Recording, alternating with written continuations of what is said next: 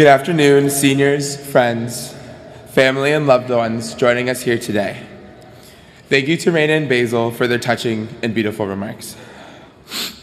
My name is Anthony Palillo, and I am one of the 2014 Senior Class Marshals. I am honored and excited to be introducing Quincy House native and a good friend, Jenna Martin, as our 2014 Female Ivy Orator. Jenna is originally from Los Angeles, California. At Harvard, Jenna was an English concentrator, the head writer of On Harvard Time, an on-campus comedic news show, and a member of the Lampoon Lit staff. Jenna was also involved with sketch comedy on campus, and during her summers, she interned at The Daily Show with Jon Stewart and The New Yorker, where she was published twice on the magazine's website.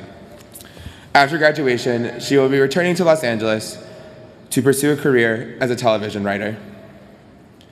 Without further ado, please join me in welcoming the amazing, extremely talented, and wonderful Jenna Martin, our 2014 Female Ivy Orator.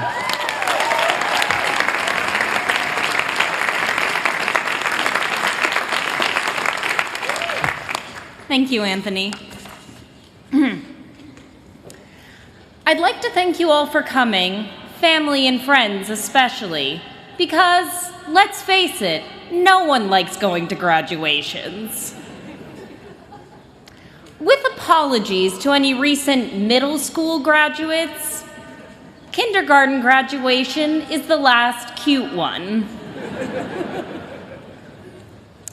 And coming to this one is like going to a wedding for 1,655 couples when you really only care about one.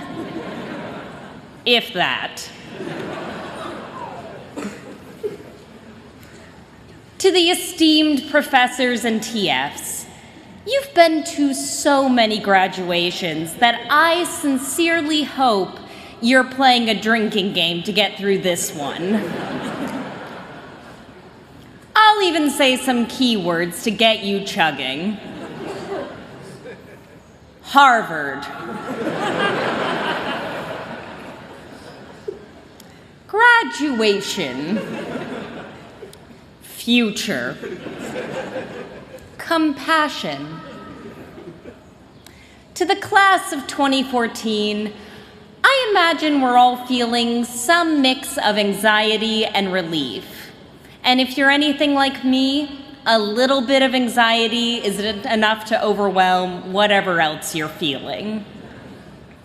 That anxiety can make you prematurely nostalgic for the days when your biggest problem was a 5 to 7 page paper, also known as a 4-page paper with wide margins and a really long title.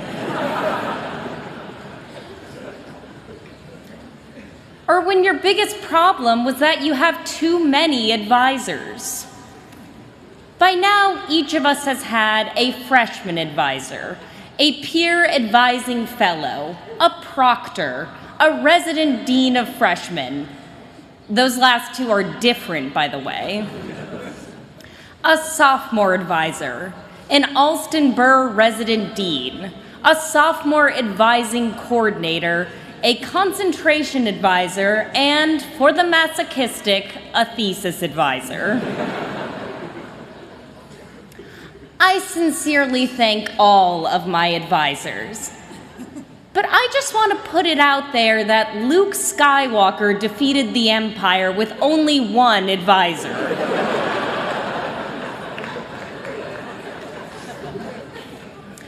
And he spoke in incoherent aphorisms, had crazily inconvenient office hours, and never once offered Luke a mini Mr. Goodbar.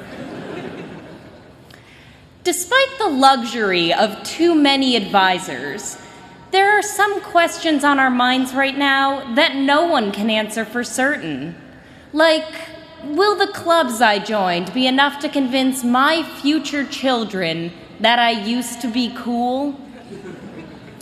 Will my concentration have any application in the real world?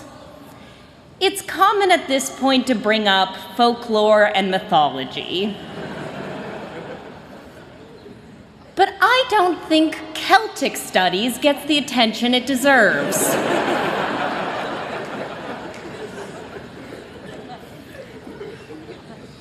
Most people either don't know what that is or think you're pronouncing it wrong. And perhaps the scariest question of all, did I peak in college? I think that there are two and only two answers to this question. Absolutely not, and probably. I'll entertain the probably answer first. We're about to enter a scary world where our dumb mistakes will be met with a dubious look and a wisecrack about where we went to college. At least here, if someone says, there's no way you go to Harvard, it's usually a pickup line.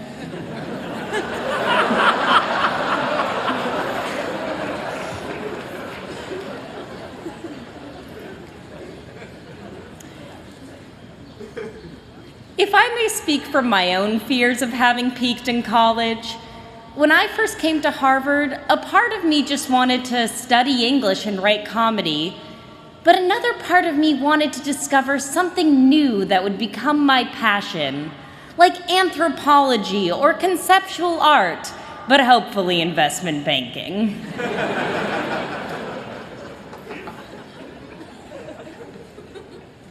4 years later, I'm getting a degree in English, and every club I joined was somehow related to comedy, with the arguable exception of the Lampoon.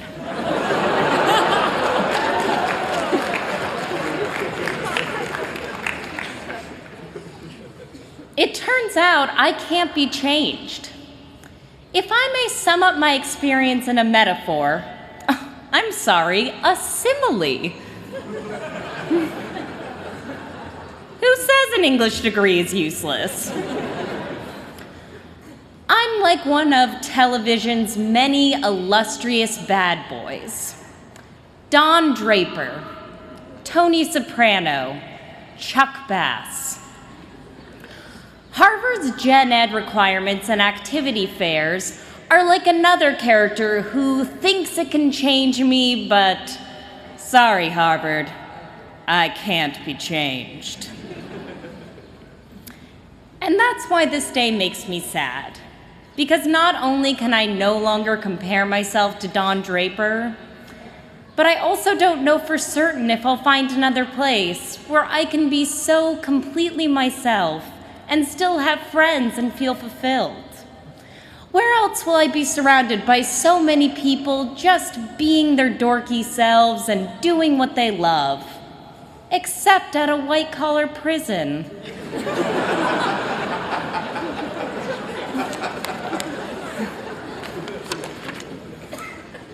So maybe it's all downhill from here. Just like it's been downhill for commencement day speakers since Oprah came last year.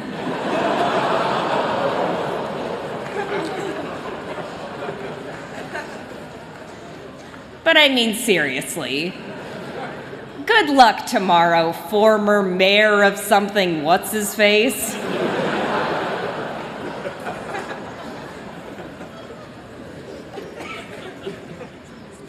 However, the one thing I do like about graduation also leads me to believe that we didn't all peak in college. My fellow graduates, there's probably someone in the class of 2014 who makes you think, well, I'm screwed, but that guy is going to be amazing. Well, graduation allows you to share something with that person. And I'll bet there's someone else who feels the same way about you. Why, the person who looks up to you could even be speaking right now, if your name is 𝘿𝙞𝙨𝙘𝙀 Chan. If you're still worried that you might have peaked in college, then think of your favorite Harvard grad. Could be JFK, could be Natalie Portman. Mine, hands down, is John Adams. I mean, his life probably didn't turn out the way he expected when he graduated, but he still became our second president.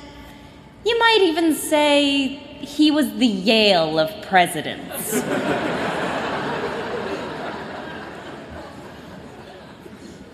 He married an incredible lady and inspired an entire mini-series.